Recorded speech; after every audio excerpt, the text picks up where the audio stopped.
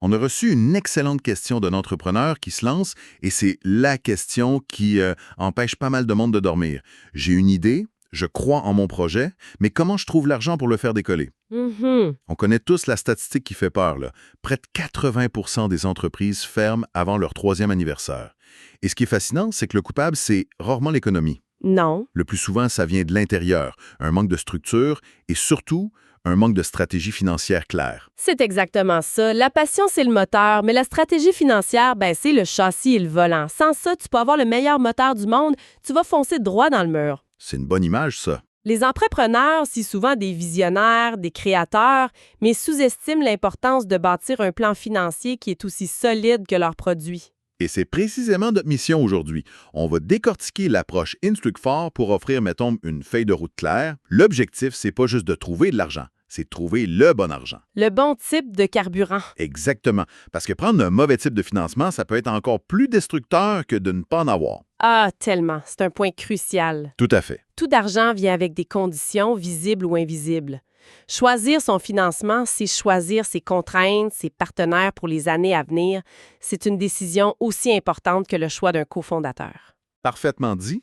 Alors, au menu pour notre analyse, on commence par l'étape que tout le monde saute, mais qui est la plus importante, l'auto-évaluation. Mhm. Ensuite, on va explorer les 2 grandes autoroutes du financement, la dette et les capitaux propres, avec leurs avantages et leurs pièges. On verra ensuite comment préparer un dossier qui donne confiance. La préparation, c'est la clé. Et on finira sur l'état d'esprit, la posture à adopter dans cette quête. Fait que c'est un programme chargé, alors allons-y. Bon, déballons ça. Quand on pense financement, le réflexe, c'est de regarder vers l'extérieur, la banque, les investisseurs. Mais l'approche Instruct4, elle, nous force à faire le contraire. La première étape, c'est pas de tendre la main, Non. c'est de se regarder dans le miroir.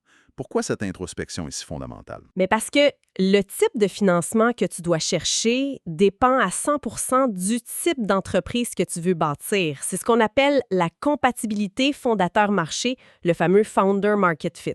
OK. Avant de faire la moindre projection financière, il faut répondre à une question genre existentielle. Est-ce que je construis une boulangerie ou une fusée? Une boulangerie ou une fusée? J'aime l'image. Explique-nous ça.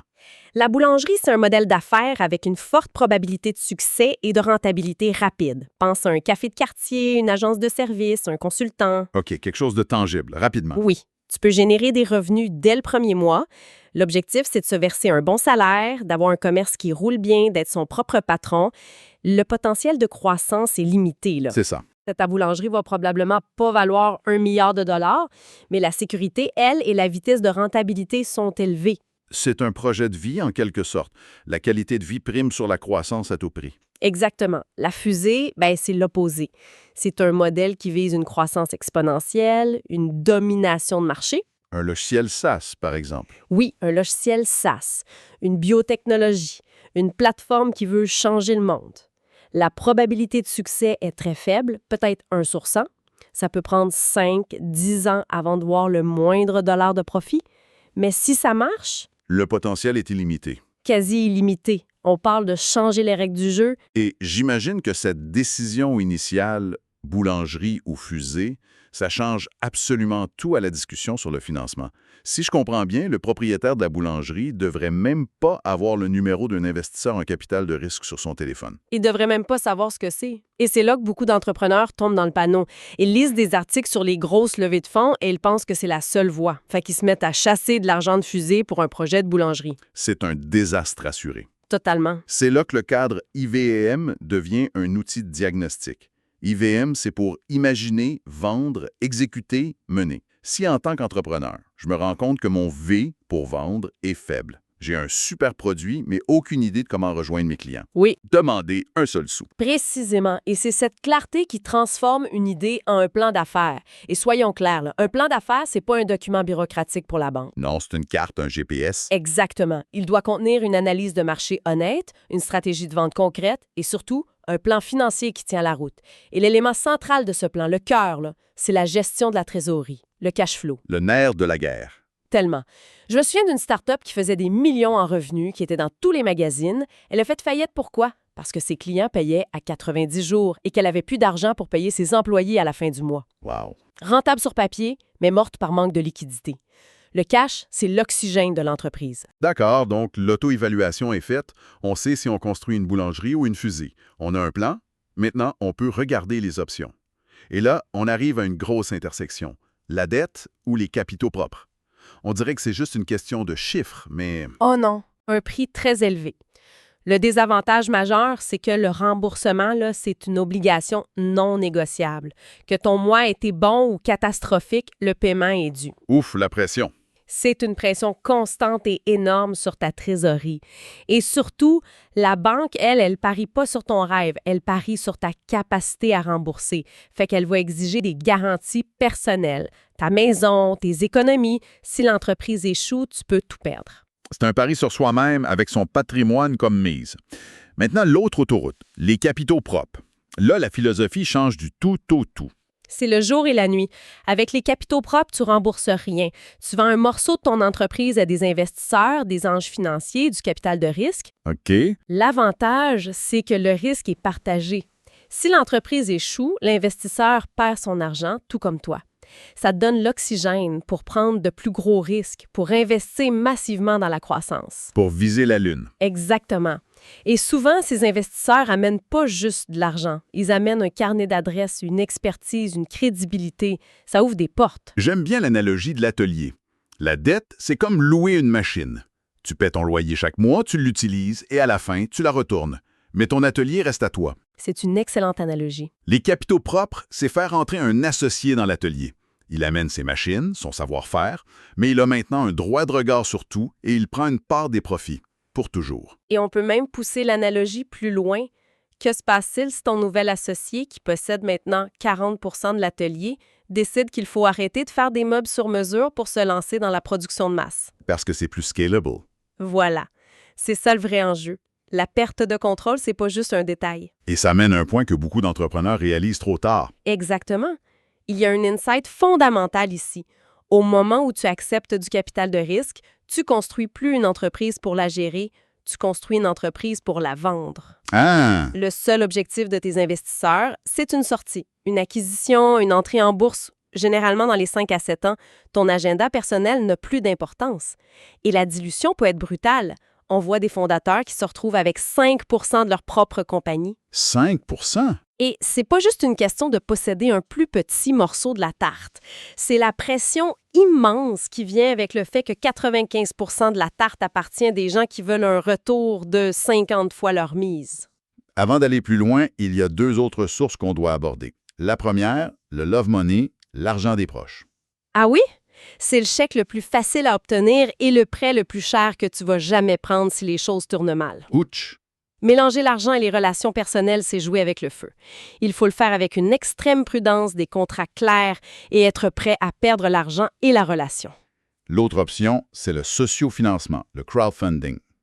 C'est du financement ou c'est du marketing déguisé? C'est les deux, et c'est sa force et sa faiblesse. C'est un outil incroyable pour valider une idée. Si des milliers de personnes sont prêtes à payer pour ton produit avant qu'il existe, tu tiens quelque chose. Tu bâtis une communauté en même temps. Oui, des ambassadeurs. Mais le piège, c'est que tu fais une promesse publique. Tu dois livrer. Et si tu as des retards, la même communauté qui t'a porté au nu peut se retourner contre toi. C'est plus un partenaire financier que tu as, c'est des milliers de clients impatients. OK, le paysage est plus clair. Disons qu'on a une entrepreneur, Sophie. Elle construit une fusée et elle se tourne vers des investisseurs. Elle ne peut pas juste arriver les mains vides en disant « Croyez en mon rêve ». Comment on prépare un dossier qui inspire confiance? Que ce soit pour une banque ou un investisseur, ils évaluent 3 choses. L'équipe, le modèle d'affaires et le marché. Mais ils leur donnent pas du tout le même poids. D'accord. Le banquier, lui, son obsession, c'est la sécurité. Sa seule question, c'est « vais-je être remboursé ?» Il va vouloir un plan d'affaires de 50 pages, des projections financières conservatrices et il va vouloir voir que tu as mis ta propre chemise sur la table, une mise de fonds personnelle. Le banquier investit dans le passé et le présent.